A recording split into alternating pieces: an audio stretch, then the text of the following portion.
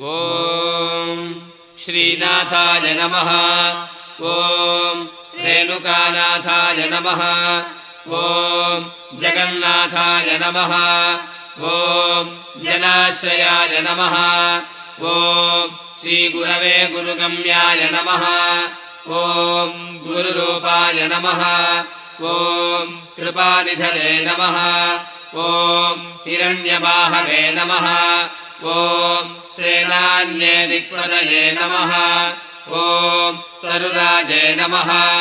ॐ हराय हरिकेशाय नमः ॐ पशुपतये नमः ॐ महासस्पिञ्जराय मृडाय नमः ॐ गणेशाय गणनाथाय नमः ॐ गणपूज्याय नमः ॐ गणाश्रयाय नमः ॐ दिव्याधिने नमः ॐ